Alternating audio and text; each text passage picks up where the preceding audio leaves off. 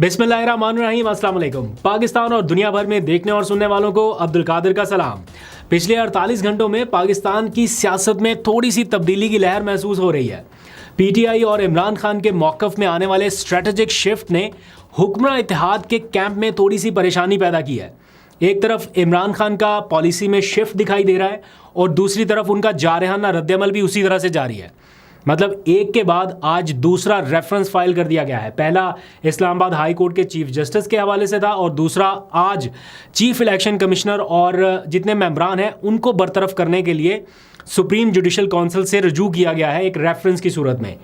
अदलिया से मिलने वाले जो बैक टू बैक रिलीफ है उनके बाद ये सूरत हाल इस तरह से है कि महसूस किया जा सकता है कि हुक्मरान इत्तेहाद बैक फुट पर जाता दिखाई दे रहा है। ऑल्दो के तनकीद कर रहे हैं अदालती फैसलों के ऊपर, पीटीआई के ऊपर भी, पाबंदी की बातें भी, बट कहीं ना कहीं उनके कैंप में ऐसा लग रहा है कि बैक फुट पर मामला जाता दिखाई दे रहा है।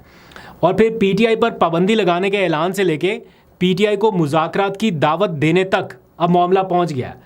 चंद घंटों में हुकूमत के 2 वज़ीरों ने पीटीआई को बातचीत के लिए पैगाम दिया है। एक वज़ीर नहीं, 2 वज़ीरों ने। और फिर राना सनाउल्लाह तो आपको पता है पहले ही ये मैसेज कन्वे कर चुके थे कि बस पाकिस्तान तहरीक इंसाफ अगर इजाज़त दे, या वो कहते हैं ना कि ख़ुद ना भी इनिशिएट करे, हमें कहें हम इनिशिएट करते हैं तो हम बातचीत करते हैं, तो उनकी तरफ से तो पहले ऐसे मैसेजेस आ चुके। आज 2 वज़ीरों की जानिब से ये मैसेज आया। पहला मुसद्दिक मलिक ने आके एक प्रेस कॉन्फ्रेंस की और ये कोई मामूली प्रेस कॉन्फ्रेंस नहीं थी, यानी ऐसा नहीं है कि किसी ने ज़ाती हैसियत में कोई गुफ्तगू कर दी हो। एक संजीदा प्लेटफॉर्म पर ये बातचीत हुई और उन्होंने कहा कि बर्बाद नहीं करें, बात करें, उलझाएं मत, सुलझाएं और आएँ बैठें बात करें। और फिर कुछ ही देर के बाद कानूनी अमूर पर हुकूमत के जो तर्जुमान हैं बैरिस्टर अकील मलिक, उनका एक बयान सामने आया और उन्होंने कहा कि बेहतर है कि मुज़ाकरात की तरफ आएँ, मुल्क की भलाई का सोचें, अवाम को मुश्किलात से निकालने के लिए सियासी मसलहतों को तर्क कर दें और कौमी मफादात की खातिर आगे बढ़ें ताकि पाकिस्तान की बका के लिए मिलकर तरक्की का सफ़र जारी रख सके। ये इस किस्म के जुमले, इस किस्म की अल्फाजी या इस किस्म का लहजे में बदलाव, ये बड़ा डिस्कस हो रहा है इस टाइम शहर इक़्तिदार में। और सबको लग रहा है कि हुकूमती कैंप की जानिब अगर नज़र दौड़ाएं तो ऐसा महसूस हो रहा है कि उन्हें भी अब कहीं ना कहीं लगने लगा है कि कुछ हो रहा है। कुछ तासुर ऐसे मिल रहे हैं उनको शायद कि पीटीआई की कहीं कोई बातचीत हो रही है और वो टीवी पर भी आके बता रहे हैं कि हमें ऐसे सिग्नल्स मिल रहे हैं, कहीं ड्राइंग रूम्स में बातें हो रही हैं कि पीटीआई की कहीं पे कोई बातचीत हो रही है, कुछ ना कुछ बदलने वाला है। इसलिए शायद वो अब ये मैसेजेस कन्वे कर रहे हैं। तो अच्छी बात है अगर इस तनाव के माहौल में कहीं से भी कोई अच्छा मैसेज आता है, एक कदम कोई पीछे हटता है तो उसको अप्रिशिएट करना चाहिए, बजाय इसके कि वो कहे कि देखा पहले क्या कहते थे अब क्या कहते हैं। बहरहाल इन हवाओं में फ़िज़ाओं में कुछ ना कुछ तो पॉजिटिविटी नज़र आ रही है। दूसरी जानिब जो पीटीआई का इब्तदाई रद्दअमल सामने आया है उसमें यह कहा गया है कि मुज़ाकरात की दावत देने का ये कोई तरीक़ाकार नहीं है।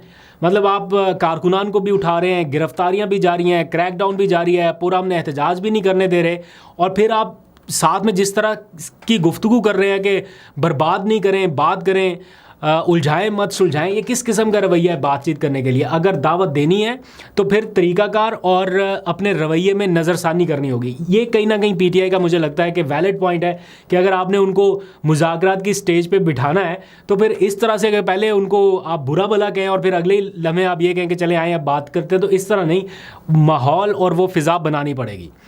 दूसरी जानिब मैं ज़रा उन दानिश्वरों से, उन सहाफ़ियों से, उन तज़िया निगारों से भी कहना चाहता हूँ जिनको लोग सुनते हैं, जिनकी राय मैटर करती है, कि अगर किसी भी तरफ से कोई मुस्बत पेशरफ्त के लिए कोई एक फ़रीक एक कदम पीछे लेता है तो इसको मुल्क की खातिर शिकस्त खुर्दा ज़ाहिर ना करें कि कोई एक फ़रीक हार रहा है।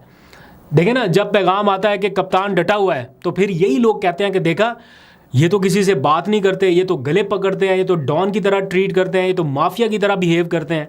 और अगर कहीं से कोई मुस्बत मैसेजेस आ जाए तो फिर आवाज़ें आती है देखो डर गए, ये कल तो उसको ये कह रहे थे, ये कल तो उसको ऐसा कह रहे थे, आज एक प्रेस कॉन्फ्रेंस के बाद ये सिचुएशन हो गई।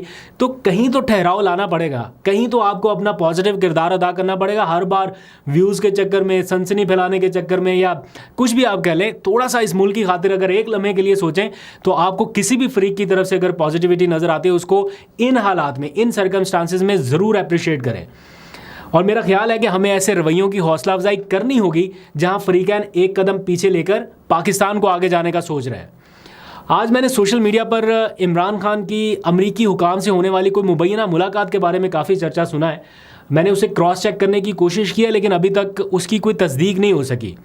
لیکن ایک صحافی ہیں شاہد اسلم, انہوں نے یہ بتایا کہ 25 جولائی کو کوئی امریکی وفد ان سے ملاقات کر چکا ہے.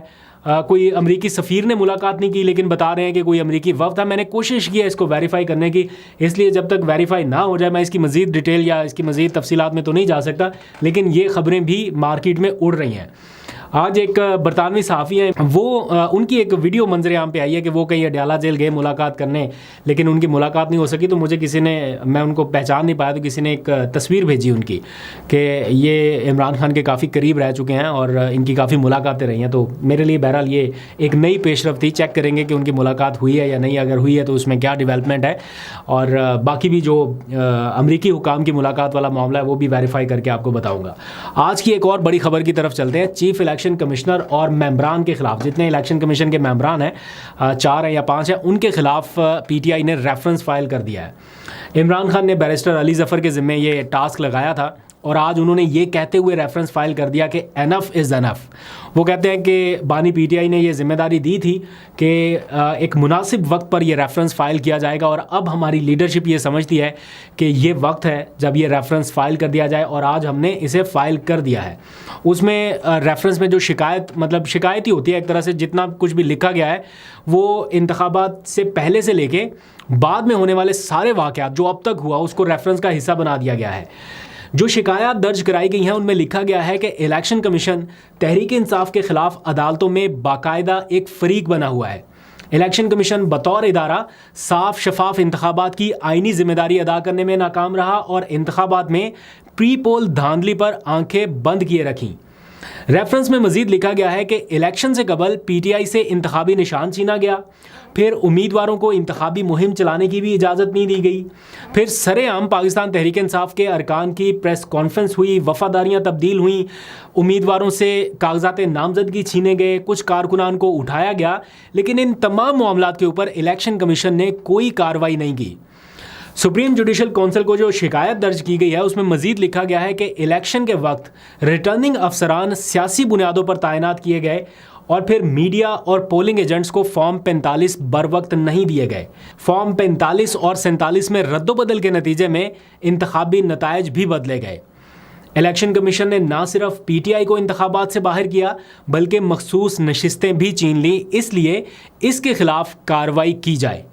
الیکشن کمیشن کے خلاف ریفرنس لاتے وقت پاکستان تحریک انصاف کو اس لیے بھی اب کوئی مسئلہ نہیں ہے کیونکہ انہیں یہ لگتا ہے کہ سپریم کورٹ کے 11 ججز کا جو حالیہ فیصلہ ہے وہ بذات خود الیکشن کمیشن کے خلاف ایک چارج شیٹ ہے, اور اب ان کے پاس کھونے کے لیے ویسے بھی کچھ نہیں ہے. جتنا ہو سکتا تھا, جو فیصلے ان کے خلاف آنے تھے وہ آ چکے ہیں. اب تو سپریم کورٹ ان کے ساتھ کھڑی ہوگی نا, اب تو ان کو انصاف ملنے کی توقع ہے, تو اس لیے وہ کہہ رہے ہیں کہ اب سپریم کورٹ کا ایک چیک اینڈ بیلنس ہے, تو اس لیے ان کو کوئی پرابلم نہیں ہے. اور ویسے بھی اگر مستقبل قریب میں کوئی نئے انتخابات ہونے ہیں تو اس الیکشن کمیشن کے زیر انتظام نہیں ہو سکتے, ایسا ماننا ہے پاکستان تحریک انصاف کا, اور انہیں لگتا ہے کہ اب یہ پورا کمیشن تبدیل ہوگا تو ہی نئے انتخابات کی طرف بڑھیں گے. اور ویسے بھی ایک جنرل پرسیپشن بھی ایسی بن چکی ہے کہ جب بھی اب ملک میں نئے انتخابات ہوں گے کم از کم اس باڈی کے, اس الیکشن کمیشن کے زیر اثر تو نہیں ہو سکتے, کیونکہ ان کی شفافیت کا وہ معیار اب رہ ہی نہیں سکتا کیونکہ بہت زیادہ کویشچن مارک آ چکے ہیں. اب آ جائیں آج کی ایک اور بڑی خبر کی طرف. قومی اسمبلی کا اہم ترین اجلاس 30 جولائی کی شام کو طلب کر لیا گیا ہے. صدر مملکت نے آج اس کی منظوری دی ہے, جس کے بعد یہ اجلاس سمن کیا گیا ہے. اس اجلاس کے اختتام سے پہلے مستقبل کی سیاست اور حکمراں جماعت کے ارادوں کا سب کو واضح پتہ چل جائے گا, کیونکہ اس اجلاس میں قانون سازی بھی ہو سکتی ہے. سپریم کورٹ کا جو حالیہ فیصلہ ہے اس کو کاؤنٹر کرنے کے لیے حکومتی رد عمل کس طرح سے آئے گا, اس کے اوپر بھی اچھی خاصی ڈیبیٹ ہوگی. اور اگر کوئی قانون سازی ایسی کی جاتی ہے جس کے نتیجے میں اس سپریم کورٹ کے فیصلے کا اثر کم کیا جا سکتا ہے تو اس سطح تک بھی جایا جا سکتا ہے. تو یہ بڑا انٹرسٹنگ معاملہ ہوگا اور بڑا کروشل مومنٹس اب آگے آنے والے دنوں میں آپ کو نظر آنے والے ہیں.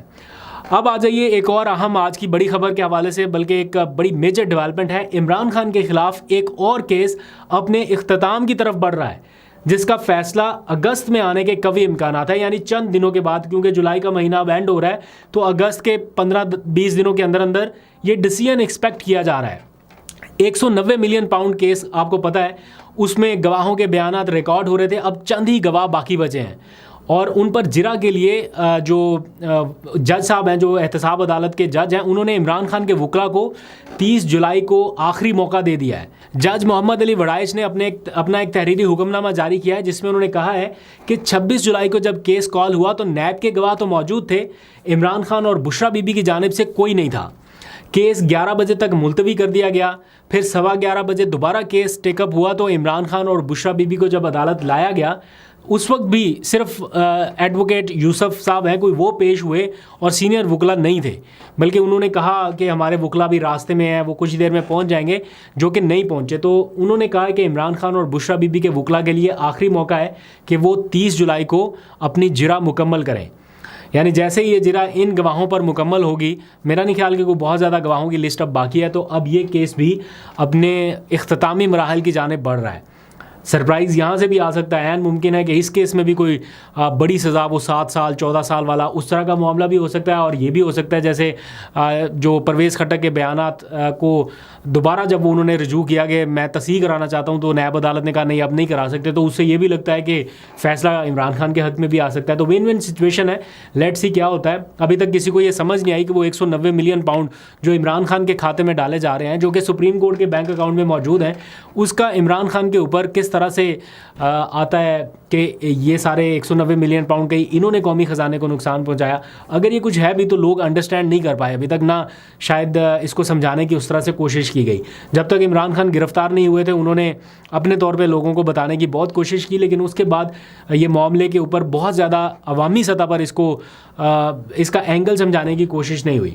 خیر، ابھی تک کے لیے اتنا ہی۔ اپنا بہت سا خیال رکھیے، جو بھی فردر اپڈیٹ ہوگی آپ کو بتاؤں گا۔